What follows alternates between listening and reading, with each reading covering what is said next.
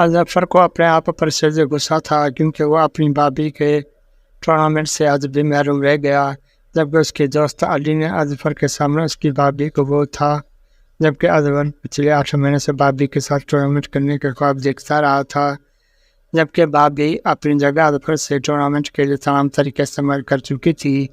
अजफर की भाभी निदा नरम नाजुक सी कदरे मोट के औजार वाली लड़की थी। अजफर से उम्र में 4-5 साल बड़ी थी, जबकि अपने शौहर सरफराज से उम्र में 10 साल छोटी थी। सिर्फ भाभी ही न थी बल्कि अजफर की खालाजाद भी थी। अजफर गुज़श्ता 1 साल से अपने भाई के घर रह रहा था, जब से उसका इस्लामाबाद के कॉलेज में दाखिला करवाया गया था। जबकि भाभी की शादी के 2 साल हो चुके थे। शादी के बाद भाभी को अपने साथ इस्लामाबाद ले आए थे। यहाँ अजफर के भाई सरफराज महकमा सेहत में मुलाजिम थे। उनको 3 कमरों का फ्लैट सरकारी रिहायश मिला हुआ था। जब अजफर ने मैट्रिक पास कर लिया तो भाई उसको अपने साथ इस्लामाबाद ले आए थे। कॉलेज में अली अजफर का दोस्त बन गया था। एक दफ़ा अली अजफर को मिलने घर आया था। अली ने अजफर की भाभी को देखकर अपने सिर पर ज़बान फेरी, तो जब भाभी चाय रख कर चली गई तो अली ने अजफर से कहा, यार तुम्हारी भाभी तो क़यामत है। अजफर ने गुस्से से अली को देखा और कहा, होश कर, अली मेरी भाभी है। अली ने कहा, हाँ भाभी है तो तुम्हारे लिए इतनी रोमांटिक और खूबसूरत भाभी मुझे तो मिलेगी नहीं, मगर तुम तो मज़े कर लो और भाभी को भी करवा लो। अजफर ने गुस्सा करके अली को चुप से करवा दिया था, मगर उसके दिमाग में भी भाभी का सुराग घूमने लगा। उस रात अजफर ने भाभी के ख्वाब देखे, मगर वो अपने ख्वाबों से खुद ही खौफ ज़्यादा हो गया था। दूसरे दिन कॉलेज में अली ने फिर से भाभी की बात शुरू कर दी। अली ने कहा, अजफर यार तुम्हारे तो मज़े हैं, इतनी रोमांटिक और खूबसूरत भाभी, यार तुम तो 2 दिन रात घर का काम करो तब भी भाभी थकेगी नहीं। अजफर के गुस्से करने के बावजूद अली बार बार भी भाभी की बात करता।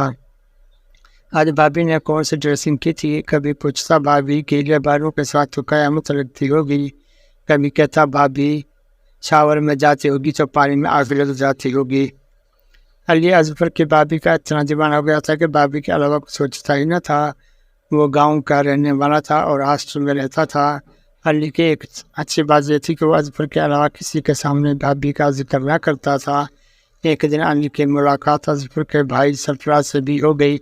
उस दिन अली ने अजफर को बताया, प्यारे तुम्हारे भाई तो बहुत बड़ी उम्र के हैं, भाभी छोटी सी लड़की, इसका मतलब ये कि आग ज़रूर लगी हुई है। यार तू नहीं कर देगा तो भाभी किसी और से टूर्नामेंट कर लेगी। अजफर को वो भाभी पर कुछ भी प्यार आने लगा था। घर में भाभी आम सहूलियत में मौजूद होती थी। निदा ने दरवाज़ा लॉक नहीं किया था, बल्कि ज़ोर से दरवाज़ा खुला रखा था ताकि ड्राइंग रूम में मौजूद अजफर अंदर का मंजर देख सके और बाहर की आवाज़ अंदर निदा को सुनाई दे।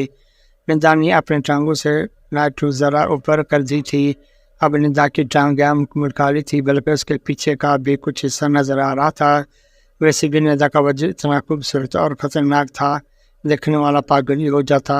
निदा को यकीन था कि इसको इस हालत में देखकर अजफर अपने ऊपर काबू न रख सकेगा, मगर निदा नहीं जानती थी कि अजफर अपने दोस्त अली को लेकर घर में आ जाएगा। अली और अजफर जब घर में दाखिल हो तो अली घर में चारों तरफ नज़र दौड़ाने लगा, कहीं नज़र आ जाए और वो दिल भर कर छोटी भाभी को देख सके, मगर भाभी कहीं नजर न आई। अजफर ने अली को खामोश रहने का इशारा किया और दबे पाँव भाभी के कमरे के दरवाजे की तरफ बढ़ा। अजफर के पीछे अली भी निदा के कमरे के दरवाजे पर पहुंच गया। अजफर ने बेड पर लेटी हुई निदा को देखा तो उसका दिल जोर जोर से धड़कने लगा। इतने में अली अजफर को हटाया और अंदर का मंजर देखकर उछल पड़ा।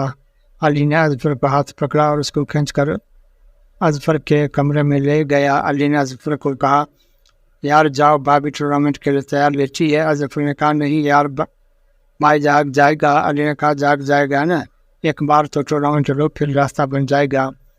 अजफर और अली के बस बहुत देर तक जारी रही, मगर अजफर हिम्मत न कर सका। इधर निदा को अंदाजा हो गया था कि अजफर दरवाजे पर आकर उसके हुस्न का जलवा देख चुका है।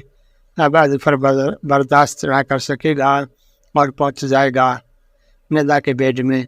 حضرت علی کے بار بار کہنے پر بھی ہمت نہ پکڑ سکا، آخر تنگ آ کر حضرت نے کہا یار علی تو خود جا کے بھابھی کو وہ کرو، میں بعد میں کچھ کر لوں گا۔ علی نے تیل کی دراز کھولی اور اس میں پیپر کٹر نکال لیا اور وہ لے کر ندا کے کمرے کی طرف بڑھ گیا۔ حضرت پرویز کے پیچھے پیچھے ڈرائنگ روم میں پہنچ گیا۔ جب علی بھابھی کے کمرے میں داخل ہو گیا تو حضرت بھی پیچھے پیچھے حضرت کھلے دروازے پر پہنچ گیا اور چپکے سے چھپ کر اندر دیکھنے لگا۔ علی آہستہ قدم سے چلتا ہوا بھابھی کے پاس پہنچ گیا۔ علی نے جھک کر بھابھی کے بالوں کے قریب منہ کر لیا اور اس کے بالوں کی خوشبو محسوس کرنے لگا۔ ندا نے علی کی گرم سانسوں کو محسوس کر لیا مگر وہ سوتی ہوئی بنی رہی۔ ندا اپنے آپ کو سوتا ظاہر کر کے عزف کی ہمت بڑھانا چاہتی تھی مگر ندا کو معلوم نہ تھا یہ علی ہے۔ علی نے ندا کے بالوں سے خوشبو کو محسوس کرتے کرتے اس کی کمر اور پیٹ کو قریب سے سونگھنا شروع کر دیا۔ ندا اپنے وجود کی گرم سانسوں کو محسوس کر رہی تھی۔ پھر علی نے اپنے ہاتھ ندا کے پاؤں پر بیچ کر لیے اور ہاتھوں کے لمس سے ندا کے خوبصورت پاؤں کو محسوس کرنے لگا۔ علی نے پاؤں سے ہاتھ ندا کی گراؤنڈ کی طرف سلپ کرنا شروع کر دیا۔